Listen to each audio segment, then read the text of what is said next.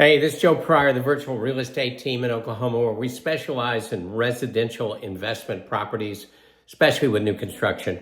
But this is the 21st of April, and it's not been a great day. And we just have to be honest and call balls and strikes at this point, don't we? But everything is sold off today. The last couple of days, President Trump has really just given Jerome Powell holy hell. The thing about central banking in all countries is that in order for Western civilizations to survive and do well, then your central bank needs to be independent of politics.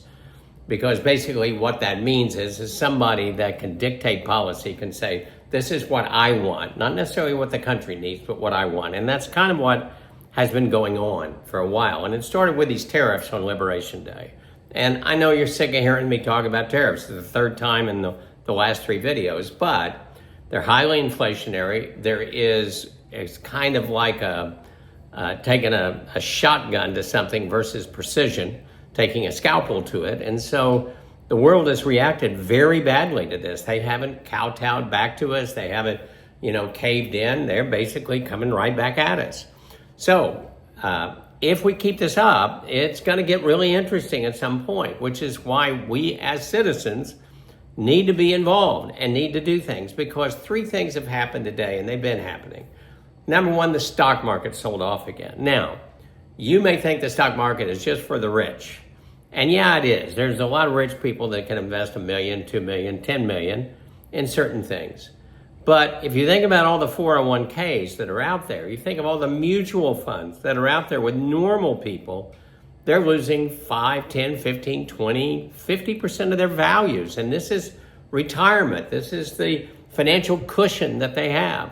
But I don't know where it is today, but it was about 1,200 points off. Now, that wasn't the only thing that happened today.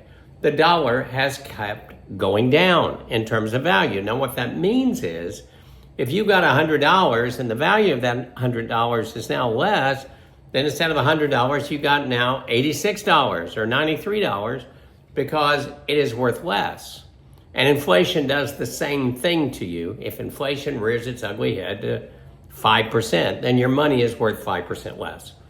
And so that's the second problem that we have. Now, the third problem, at least for me and my business and for investors that invest in real estate, is also extremely important, which is the fact that the world at this point are not buying U.S. Treasuries. Normally, when you get this kind of uncertainty, when you get this sell-off of the dollar, you get this sell-off of the stock market, there is what's called a flight to quality. And that is Treasuries, and especially the 10-year Treasury. But guess what?